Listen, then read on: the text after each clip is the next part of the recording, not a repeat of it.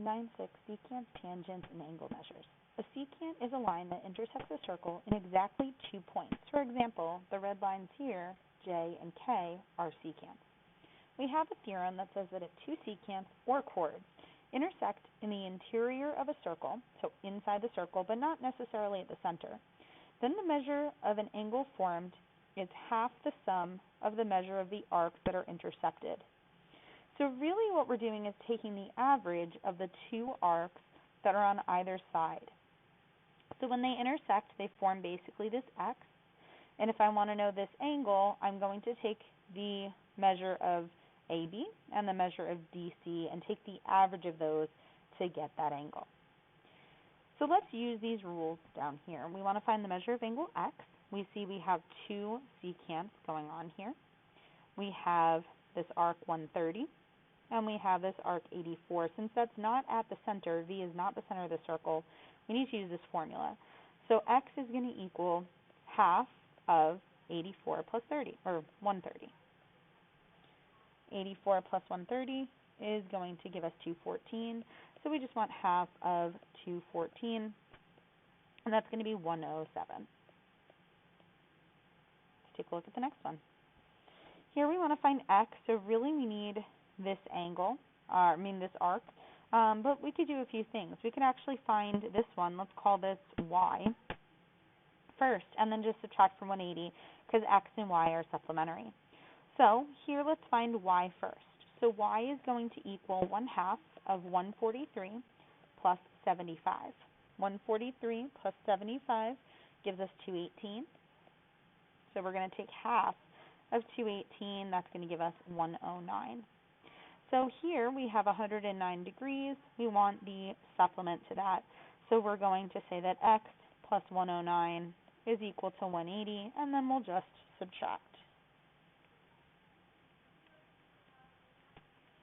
And that's going to give us, 180 minus 109 is going to give us 71 degrees.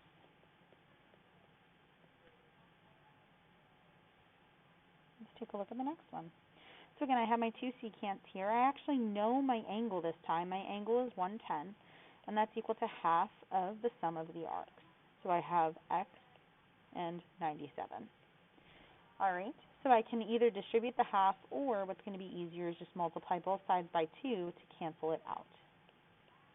So it's going to give us 220 is equal to x plus 97, and then I'm going to subtract 97 from both sides, so I'm going to get that x equals 123. Take a look at the next one. Again, I have my two secants. Here's the angle I'm trying to find. The angle is equal to the average of the arcs. So 116 plus 47 times that 1/2. 116 plus 47 is going to give us 163 times 1/2, and that's going to give us 81.5. Let's take a look at E. Same concept. I have my two secants. I want this angle. Let's call this one y, because that'll be easier to find first. So to get y, I'm going to take half of the average of the arcs. Y equals half of 55 plus 75.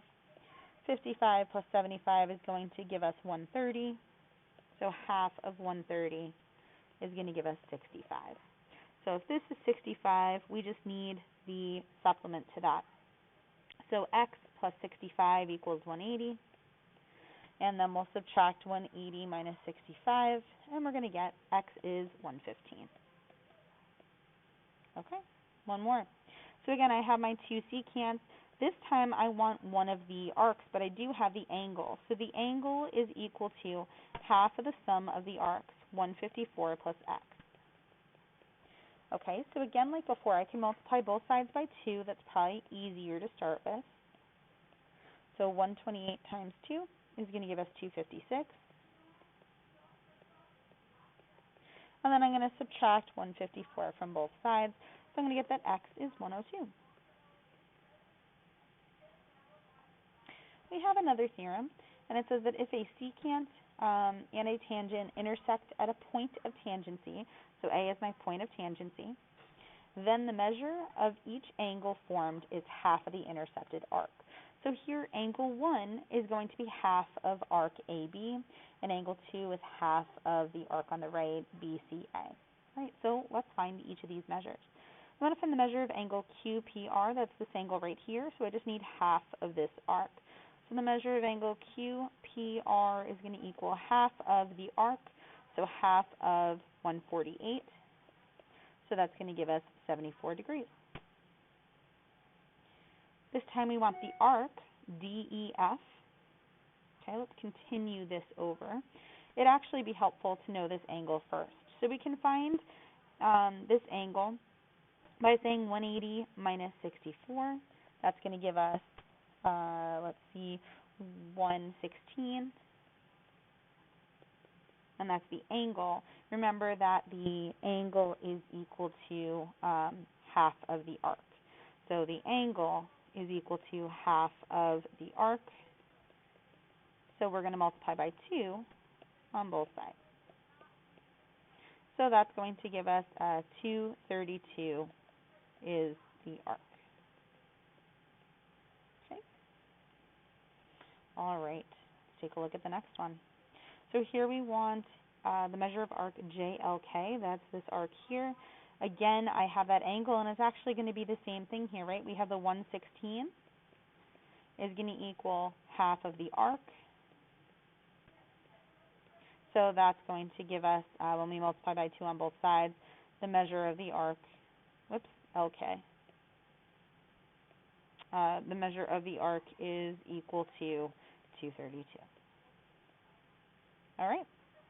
And then one more of those, RQS, that's this angle. We don't actually have enough information on this picture to do this, but the measure of angle RQS is going to equal half of the measure of arc QS. All right. We also can have two secants intersect outside the circle. So here they are intersecting at point A. That can happen when both are secants, right? This is two secants. Remember, secants cross the circle in 2 points. Here I have a secant and tangent, or here I have two tangents. Remember, with two tangents, we know that these two parts are equal. We also know some special rules here. So if I want to find the measure of this angle in here, the measure of angle A is going to be half of the difference between the intercepted arcs. Again, here I have half of the difference between the intercepted arcs. And again, it's half of the difference between the intercepted arcs. So half of the larger arc minus the smaller arc. All right, so let's find the measure of angle L. That's down here.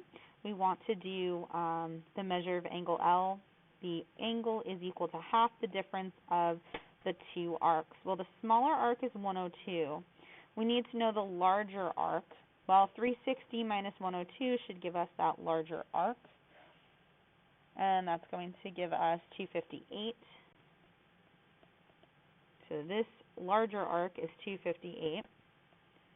And now I can use that to figure out the angle.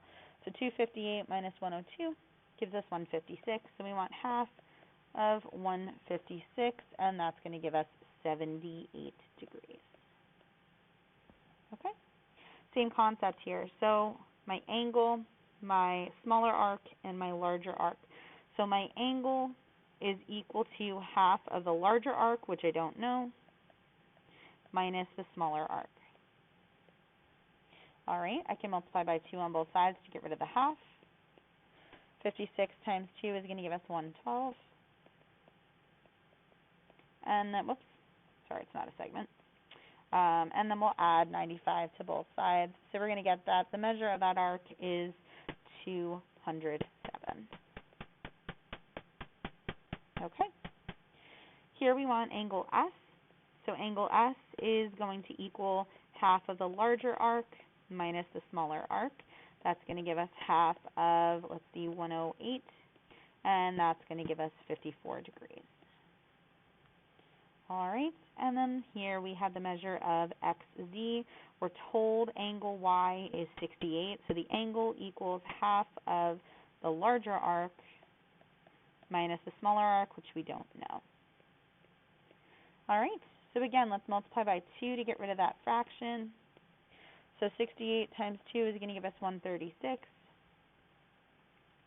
All right, equals 224 minus the measure of xz. And then we'll subtract 224. That gives us negative 88 equals negative the measure of the arc. So then we'll just divide by a negative, and that means the measure of arc xz is going to equal 88. All right. So here we're going to apply those properties. So here we want the value of x. So again, same concept. We have the angle, so 25 is going to equal 1/2 of the larger minus the smaller.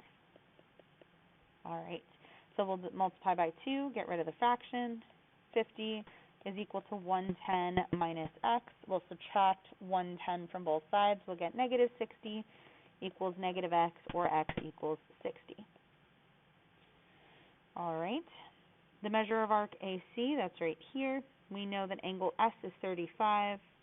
We want to know RBT, that's this arc right here that we're trying to find. All right. Well, and we know AC, is 96. Okay, so we have the angle is equal to 1/2 of the larger arc minus the smaller arc. So we'll multiply by 2 to get rid of the fraction. 70 is equal to 96 minus something. We'll subtract 96 from both sides. Get negative 26 is equal to negative something. So that means that something is equal to 26. And then just kind of as a recap, we can have two secants, or we can have a tangent and a secant meet on the edge of the circle. And that's going to say that the angle is equal to 1/2 of the arc. We could have them meet inside the circle, so that means the angle is equal to 1/2 of the sum. Or we can have them meet outside the circle, and that means that the angle is equal to 1/2 of the difference.